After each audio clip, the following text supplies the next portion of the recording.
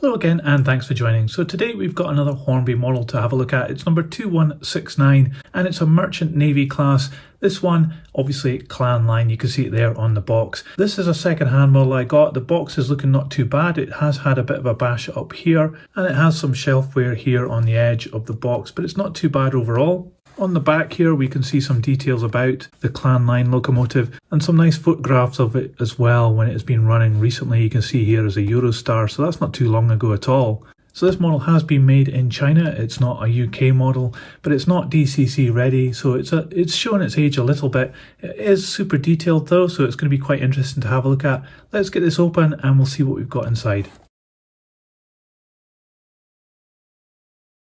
So here we have the model out of the packaging. So some of the things that also came with this model includes this leaflet here, and it's specific to this particular locomotive. It's got some general information about how to keep your model in good working order. And inside here it's got some lubrication and maintenance and how to change the motor if you need to. We also have this additional leaflet which is talking about how to take the body off the chassis if you need to. And here we have some additional parts still in the plastic bag. This is some underframe for the braking, some additional little pieces to add in here, including vacuum pipes, ladders, and another coupling as well. I think that's probably for the front. And here we have the model. It certainly impresses just by its sheer size. It's quite an impressive locomotive and it already looks like a really good quality model. Let's have a look at this closer up. I'll take the tender off while we're doing this. So here at the front of the locomotive, there's not a lot of detail actually on the smoke box door there. It's a nice moulding and it's got some additional parts added in, and the lettering and the shed plate is a transfer which has been added in. I think this is probably indicative of the prototype in that it doesn't have a lot of stuff on there, but it's certainly well presented here. We've got a light at the top, but this hasn't been picked out with any paint or anything, and it's certainly not illuminated. And moving down here towards the buffer beam, we've got some nice little lamp brackets added in. And the buffer beam is a nice shade of red. I think it could actually be doing with being a little bit darker. I'm not sure if this is actually prototypical and whether it was a little bit darker red than this. You've got a little hook here added in and a hole for the vacuum pipe. And these buffers are also sprung as well, and they're made of metal. As we look down the side of the locomotive, the smoke deflectors dominate the front of the locomotive, and we've got these really nice delicate handrails added in as well. Those are plastic. Could easily break, but they're nice that they've been added in and they're very fine as well. Got some nice rivet detail and the overhead electric flash here as well, and that gives some indication of the era of this locomotive. And as we move further down, we've got this really nice lining in red along this part here, all the way along the locomotive. And then you start to see some of the detail on the boiler. We've got some rivets and these ribs which have been picked out in red, and that is really nicely been applied. And we have this handrail running the whole length of the boiler as well, which is very finely detailed and added in extra plastic part. This part here has also been added into the moulding, but you can see that there is a little bit of a split going along the mould here, which I don't think is prototypical. I think it's part of the model, and that's not too good really. Apart from the dust here, you also have these extra parts put in, which are really nicely detailed, and they've got a lot of fine detail on the little cap fillers there. This part here, you can see where it has clan line, the name of the locomotive. This is a piece of plastic that's been added on. It's been printed onto it with this logo and the Merchant Navy class writing, and that's been done actually really quite well. And then as we move further down the boiler, the handrail continues. We've got some rivet detail here, and then we have this additional extra part added in here. Again, some rivet detail as we come up to the cab, and here you can see the flush fit glazing, which is very clear and nicely applied there.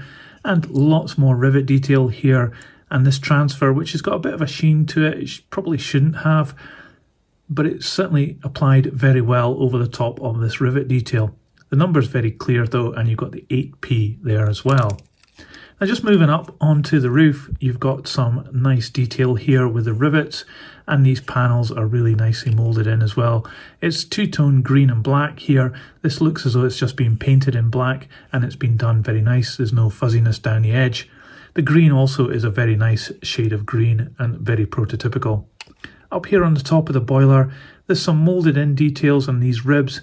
This is an extra part here running to the whistle, which has been added in, and that is very delicate, could really easily break off, but it's really nice that they've added that in, and the detail there is quite exquisite. The colour is very nice as well. It's been painted gold. This part here is actually an extra metal part that's been added in. Then you've got the dome, and then running all the way to the chimney, which is quite a large thing on this locomotive, and it almost looks as though it might be able to be fitted with a smoke generator if you want to, because it's certainly got quite an opening there. And then as we move forward, you can see just this slight moulding line just here, and you can see it here as well. So this was much more pronounced on models which were made in the UK at the time. But when it moved to China, they seem to have solved this, but it is evident a little bit here. Inside the cab here, the glazing is great. We've got some seating for the driver and the fireman, but there's not a lot of detail there on the back of the boiler. There is some representation of the smoke box doors and some of the pipe work, but it hasn't been picked out in any colour, and there's a couple of ugly tabs there as well. There's no detail on the floor here either, so as a super detailed model, this isn't very good. Again, there's a bit of dust there, so you can see that here. It's obviously been sitting around for a while, this model. This part here has been nicely added in. It's not a great moulding though, it's just alright. At this side of the locomotive, we've got these additional pipes here picked out in this copper colour. These are just plastic parts that have been added in, and it does seem to have a bit of a moulding problem here just as it goes through this black part, which is an additional piece of black paint. This side of the locomotive differs because we've got this part here with these copper pipes. Again, these are plastic additional parts which have been added in and painted. Now looking down below at the running gear, this front pony truck has some really nice rivet detail on it, and it does have an awful lot of movement in it, so it'll help it get around tight corners, but it's not very prototypical because it moves so much. One of the annoying things of locomotives of this era from Hornby is that the sprung buffers push all the way through the buffer beam, and you see this little metal part here. So I've mentioned this before, that could be touched up with some black paint. I don't think that's very good that you can see those. But what is good is the pistons here. It's got some really nice detail on the rivets, and this lining is very nicely applied down here. And then as we move to the main driving wheels, very characterful design of wheels here, plastic inserts with metal rims. And your brake gear is very faithfully produced and very close to the wheels, which is nice. And the valve gear is metal, and it's this dull, almost gunmetal colour, and very detailed, very fine. There's not much movement in it, but it looks as though it would operate really nicely and will look really good when we run it on the test track. We'll do that in a minute. And then further down here, just this rear pony truck has got some really nice spring detail. Again, this is made of metal, the same as the front pony truck. Underneath you can see the Hornby made in China. Okay, it's upside down here. The drive seems to go to the middle wheel. You can see the gear wheel there, and it's obviously transmitted out to the other two wheels with the connecting rods here. There is some pickup that can happen in the tender and be passed through to the locomotive. So let's have a look and see what the tender looks like. So the sides of this tender are very plain. There's no rivet detail on here, and we've got this transfer added in, and you can see that it picks the light out because it's a bit glossy. Now I don't think it should be glossy in real life, but what is good is the British Railways logo in the middle. It's very detailed. That's a really good transfer. Looking towards the top here, we've got this black part here, very crisp on the edges here. That's really good. And then we've got this really terrible looking moulding of coal. It's not very convincing at all, and you can't get this out on this particular tender, so you're kind of stuck with that unless you want to drill that out and put in your own coal. At the business end of the tender, you've got a nice handrail there, a little brake wheel I think it is, and then these hatches which are really nice. The brackets and the handles are good, just part of the moulding of the tender though. And then these windows here are glazed. It's actually been done really well. They're such small windows, they're flush fit, and they have actually got glazing in them, so that's really cool. Then we've got some handrails here on the outside along with these steps which are very delicate. This one looks as though it's been bent a little bit, but it's not too bad. And then also some rivet detail just down on here as well. Here where the wheels are, we've got these plastic inserts again on these wheels, and some rivet detail, nice springs and axle boxes, and the brake gear as well in line with the wheels. And you can put in the extra parts that we saw in the bag here to make the frame underneath if you want. Looking at the back of the tender, we've got some really nicely detailed handrails here which have been painted in green as well, and all these arrangements of lights. These haven't been picked out at all, so they might benefit from a little bit of paint, silver or white, just to pick them out there. But they're very nicely detailed, and they are actually part of the moulding of the tender, but they're really quite convincing. You've got little flashes there for the overhead electrics, and down here in the buffer beam, you've got these ladders here added on as extra parts. You've got the hook, and you've got the sprung buffers which are made of metal.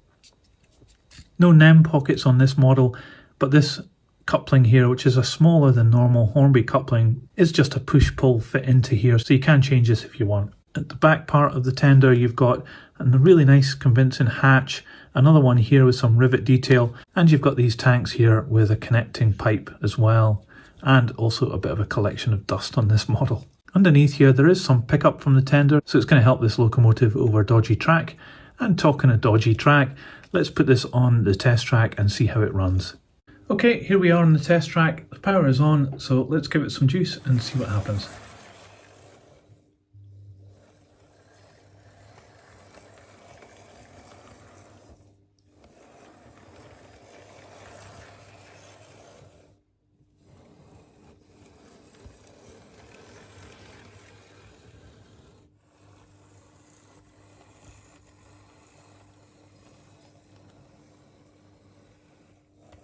So it runs pretty good, I think. It's very quiet and very smooth, but it does stutter sometimes. I think it might just be indicative of the ropey track that I've got it running on, but I really think it probably should perform a little bit better than it does. It might just need a little bit of oil, but it's not too bad overall, so I'm quite impressed with it. Let's see how much this weighs though. So this locomotive weighs 444 grams. So overall, this model from Hornby of the Clan Line locomotive is quite impressive, mainly due to its immense size. It's quite a large locomotive, and this model is impressive because of the prototype. It's certainly going to be very popular. This is a very popular locomotive and one that is still in preservation, so there's a lot of interest still to this day. There's a lot to like about this model. It's got some really nice detail. The handrails on the side of the boiler are really good. The whistle's quite interesting that it's been added in, and the wheels are really a fantastic design as well. There's a few oddities that I think let this model down though. The coal in the tender looks really quite bad. Some of these ladders as well are a bit off centre. Maybe they've had a couple of bashes in the past. And the lack of detail on the end of the boiler inside the cab is really quite a letdown, I think. But overall, these are just niggly things compared to what you get here. This is a really impressive locomotive. And the Merchant Navy model is something really quite impressive to see in real life as well. So a model of it would make a really pleasing addition to your layout. So aside from a couple of small quality issues, I think this is a really good model to add to your collection. Perhaps not a show model, but certainly a solid model to run on your layout. Let me know what you thought about my analysis in the comments below. I'd love to know what you thought. And if you liked this video, please give it a thumbs up. It really helps this channel grow. I'll put this on the turntable so you can see all the way around. But that's it for today. Thanks for watching. See ya!